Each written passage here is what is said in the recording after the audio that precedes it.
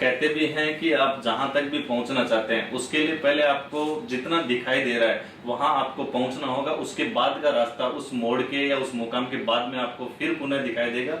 इसलिए पहली शुरुआत आपको वहां तक पहुंचने की करनी ही होगी।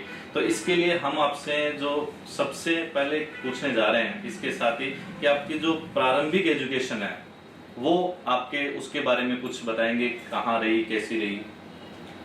मेरी पहली कक्षा से 6वीं कक्षा तक की स्कूलिंग मेरे गांव की स्कूल में हुई। कक्षा 7 से लेकर कक्षा 12 तक मैं इंडियन स्कूल लोसल में अध्ययनरत रहा।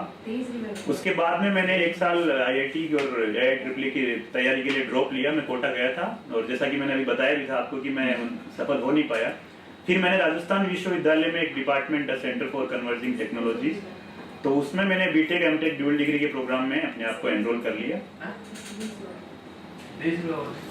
अच्छा, तो इसके बाद ये जो आपका टेक्निकल लाइन था उधर आपने जो आपने बताया, उसके बाद में आपने बीटेक एमटेक के आपने कोर्स में एडमिशन लिया, तो उधर से फिर जो लाइन या वाया जो कहते हैं अपन की आपने ये आईएएस की साइड इस मुकाम तक की जो ठानी वो आईएएस की क्यों ठानी आपने?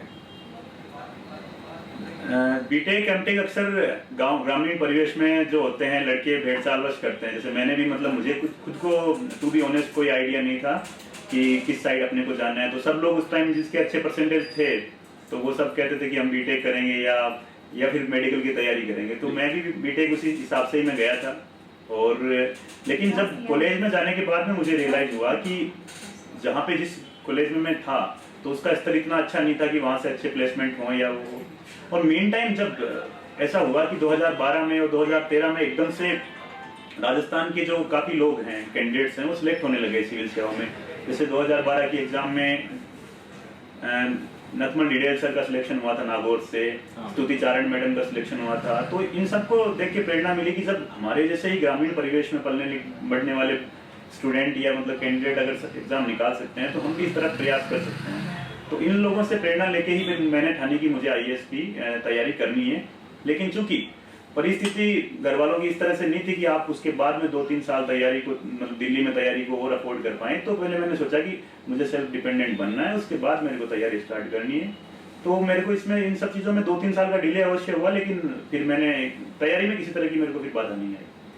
आपकी इसी यात्रा से एक बहुत अच्छा क्वेश्चन निकल के आता है कि आपने पहले के जो 2 जॉब थे आपके, इनकम टैक्स इंस्पेक्टर के रूप में हो या पहले आपने थोड़ा बहुत समय के लिए भी इंश्योरेंस उधर कुछ जो आपका जॉब रहा, उसके बाद जस्ट आपका नेक्स्ट स्टेप सिविल की अपन बात सिविल साइड की बात करते हैं तो आपने आरएस के रूप में ज्वाइन किया। क्या इन दोनों में जॉब में या सर्विस में मेजर डिफरेंस आपको क्या लगा? आरएस और आईएएस में आरएस और जो आपका पहले के जॉब थे इनकम टैक्स वगैरह या उस साइड की अपन बात करते हैं, दूसरे साइड की जॉब की बात करते हैं और दोनों सिविल की बात करते हैं, इधर आरएस या आईएएस। तो आईएएस की जर्नी आपकी स्टार्ट हो रही है अभी, लेकिन इससे पहले भी आप एक सिविल का फर्स्ट मुकाम उसे बहुत पहले पा चुके हैं आरएस साइड में। तो इस साइड में और उधर आपको मेजर क्या डिफरेंस लगता है? जो मुख्य डिफरेंस है कि आरएस और आईएएस में रहते हुए एक तरह से एक डायरेक्ट इम्पैक्ट सोसाइटी पे क्रिएट कर सकता है। जैसे आप एक एसडीएम रहते हो, आप जमीनों के झगड़े लोगों के निपटाते हो, आप लोगों के जो विभिन्न सरकार की स्कीम्स हैं उनमें उनका नाम जोड़ना, जैसे बीपीएल हुआ, खाद्य सुरक्षा हुआ, तो इनसे आप डायरेक्ट लोगों की जो लाइफ है उस पर आप इम्पैक्ट ला सकते हो। जबकि आप अगर इनकम टैक्स या इंश्योरेंस जैसे जॉब में रहते हो, नो डाउट आप देश की सेवा कर रहे हो, इनकम टैक्स में इंस्पेक्टर रहते हुए भी आप सरकार के लिए रेवेन्यू तो जनरेट कर ही रहे हैं, लेकिन जो पब्लिक से डायरेक्ट डीलिंग आपकी उसमें थोड़ी कम रहती है।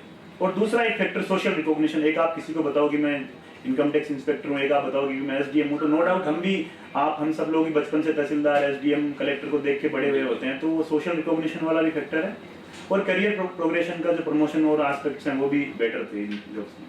बिल्कुल, दोनों इसमें ऑप्शंस आ जाते हैं। अपन एक तो सोशली जहां से जुड़े होते हैं या हर प्रॉब्लम्स को जो देखे होते हैं अपने लोकल लेवल पे भी या पर्सनल लाइफ में भी, उनको डायरेक्टली कहीं पे यदि अपने को सॉल्यूशन उसके बारे में उसको डायरेक्ट इम्पैक्ट की अपन बात करते हैं, तो ये एक वो फील्ड है जिससे हम सोसाइटी को डायरेक्ट इफेक्ट कर सकते हैं या इम्पैक्ट इसके ऊपर अपन बना सकते हैं। और सोशल अपनी जो रिकॉग्नाइजेशन की भी बात करते हैं तो इससे ऊपर हो नहीं सकती है।